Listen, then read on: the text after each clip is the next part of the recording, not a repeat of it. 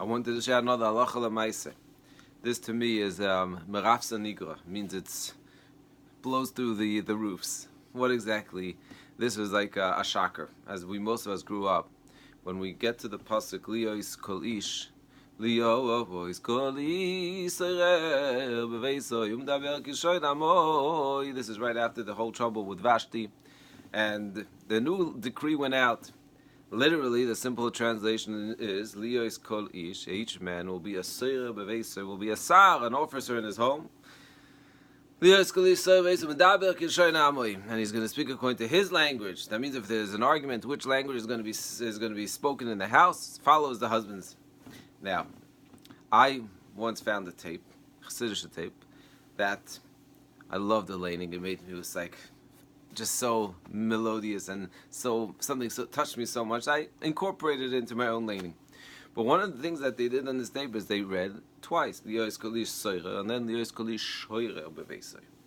Shoirer, what does that mean? That each man has to sing in his home. So shoirer has many different meanings. But then I opened up even a bigger chiddush, that in minhag Yisrael Torah it says that the ikar is liyos kol ish shoirer. It's not even soirer, and if you read soirer, you weren't yoitze. Of course, again, those that are following tradition don't get shaken up. You're yoytze, you're kriya. But there is actually opinions that say that the pashut pshat is liyos kol ish shoirer beveiso.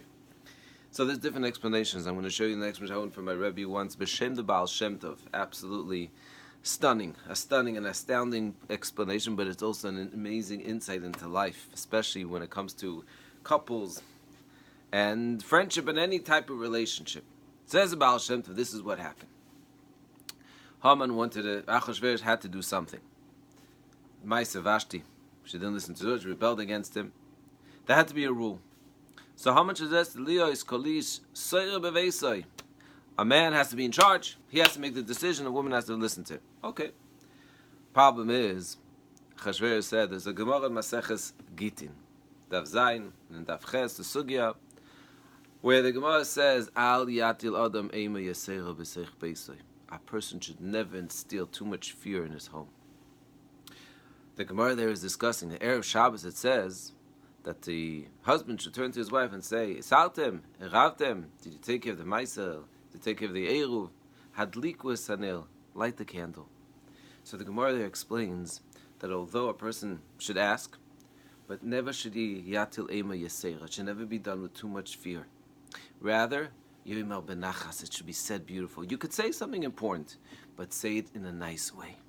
It says Achashverosh turned to Haman. He said, "You can't you can't just make a husband into an officer in the home." So Haman said, "You're right. You're right. So you should say it benachas, and therefore liyos kol ish shoirer. He should sing it. You want to get something across to your spouse or your boss or your friend or your child, whatever you want to say it, but sing it. So, does it mean I once told someone that just got married, I said the first year, even if you're annoyed, when you want to say something, first of all, you should never say something critical. You should always turn it to yourself. That's part of Shalom Bayis classes. But even if you're going to say something that's quite hard to accept, sing it. We should be zeicha, but that's a beautiful pshat, and therefore the minhag is, at least I do both. This way you're yoytze both. Those that don't do it, don't get too nervous. But these are the two possible explanations in this beautiful word and this minhag of liyos kol ish shoirer beveiso.